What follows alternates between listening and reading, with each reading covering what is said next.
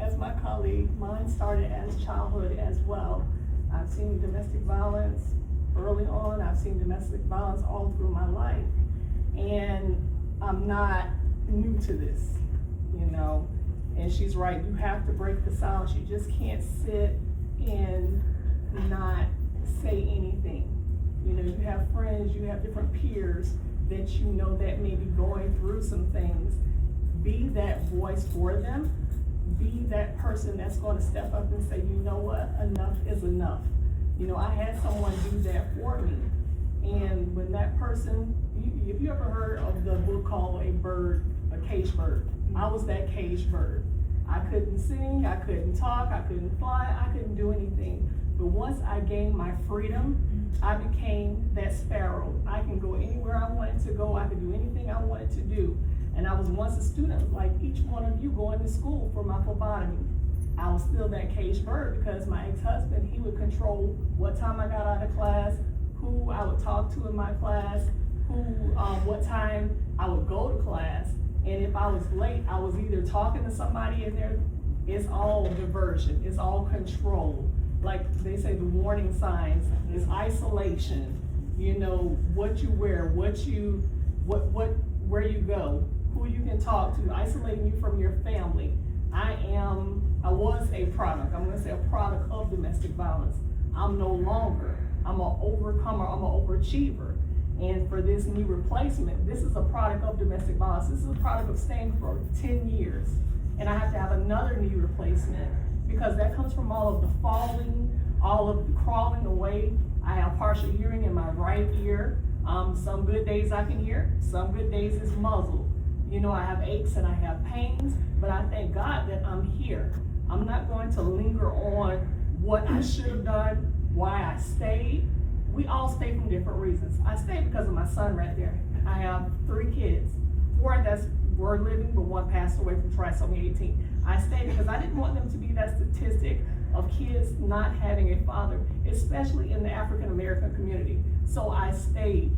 But when the abuse started channeling towards my children, I knew I had to leave. I knew I couldn't stay there because that was a life and death situation, you know. And I just talked to my son the other day, and he was telling, I was like, do you even remember what happened? And not knowing how young he was, he actually remembered a lot of things that have happened. And I'm glad he does remember, because some people, they bury that, and it makes them angry. It makes them aggressive towards other people. It makes them criminals, or it makes them homeless. That's why you may see a whole lot of people out there that's homeless or on drugs and things like that. It's not because they're crazy. It's not because they just want to be on drugs. It's because of the things they have went through in their childhood. You could be coming to college each and every day, and no one knows what's going on in your life because you're too ashamed or too afraid to disclose this thing. But there's nothing for you to be ashamed about. You look just like each and every one of us that's sitting up to this table. Like she said, it's not about the economic background. You could be black, white, Latino, you could be whatever color, you could be poor, you could be rich, it does not matter. A person that's gonna hit you is gonna hit you no matter who you are and what you are. You know, and they're so intimidated by your social status or by what you do in the community or whatever it may be, that they want to break you down and say, oh, no one will never love you, nobody's listening to you, you're stupid. You're going to go through all of that, but you have to dig deep within yourself and find resources like Monica, like Donna Gwen. And Donna Gwen, that was the person that actually saved me, her and my godmother. Because if it wasn't for them, I wouldn't be here right now. I would be another person that's laying in the grave that you have forgotten about from years ago. And that's the thing with our town and different other towns. People don't want to talk about domestic violence, but you'll talk about murder, you'll talk about what goes on in somebody else's life, but the things that are important is to talk about domestic violence. I came here today, and I didn't tell the professor I was coming, you know, and I even went against my husband. He was like, you just had surgery, are you crazy? Yeah, I'm crazy. If I went through all that hell and all those beatings that I went through, why am I gonna let a knee stop me from coming and speaking about domestic violence to save each and every one of you? I'm not gonna let it stop me. I can't let it stop me because this is my passion. We're all here for a purpose and a reason. You have to dig deep within yourself to find that purpose and reason. You're going to college for a reason because you want a better education. But make sure everything is your purpose, that you're going to be able to pour into someone that's going to help someone. I'm not going to let this stop me. Does it hurt? I'd rather have 4 kids, a toothache, and something else than this. I'm like a baby now. My days and nights are mixed up. I don't know whether to sleep in the day or night. But at the end of the day, I didn't want to disappoint him. I didn't want to disappoint you. And I definitely didn't want to disappoint my child there. Because he's seen me go through so much. When I say upstanding, that's my gentle giant. You would think he would be me. That when I say gentle giant, that's my protector. My husband, my protector, and my other son and my daughter. But that one there, that's my protector, because you would think that because he's seen so much, he would be that person. He even watched his father get killed in front of him. This is a nurse now. This is a person that travels around the world.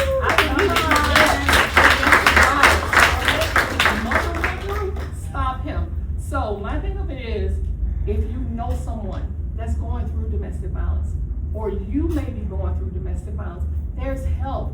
Get with Monica. Get with CASA. Get with the Ocala Police Department. Get with the Sheriff Department.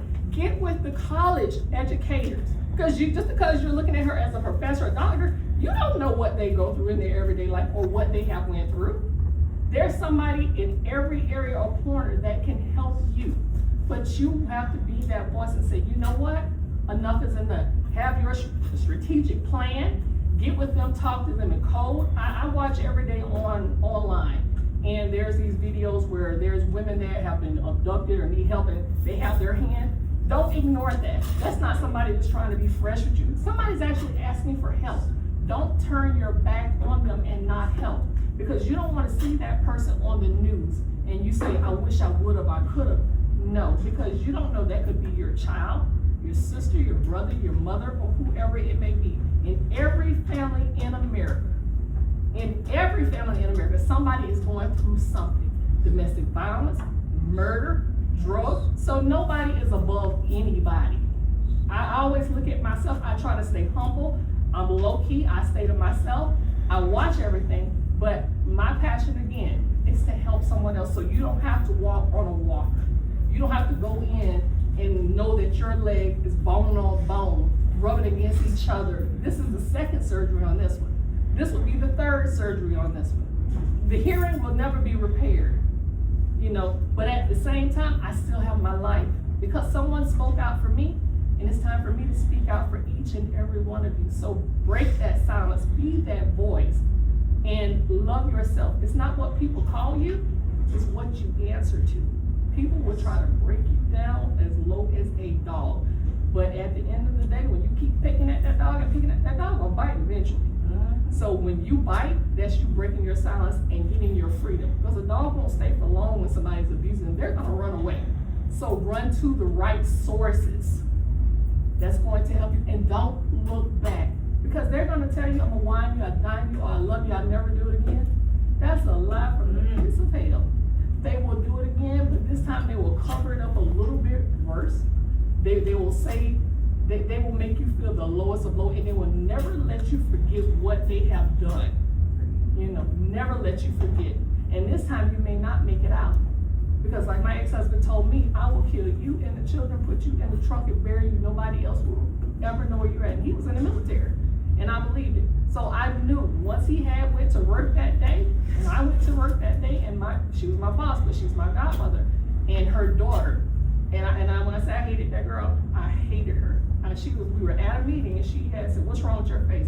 And I'm like, shut up, just like a victim. Shut up, close your mouth.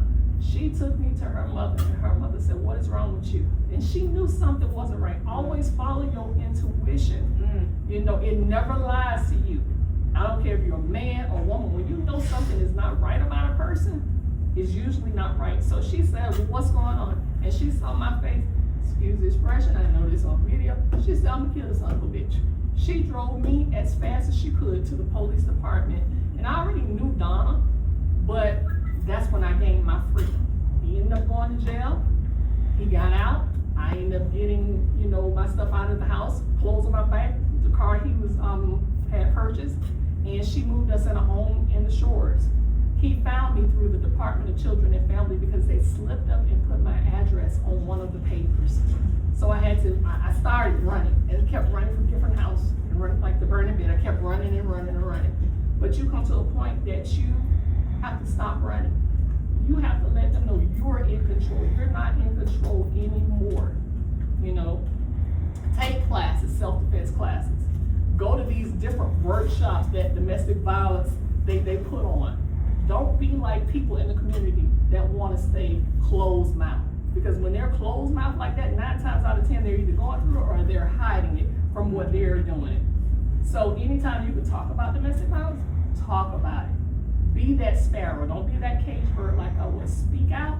I'm a sparrow now. I'm going to sing to the last breath in my body. And I'm going to hop on my walker and I'm going to keep going where I got to go to let people know about domestic violence regardless of what it is. Thank you.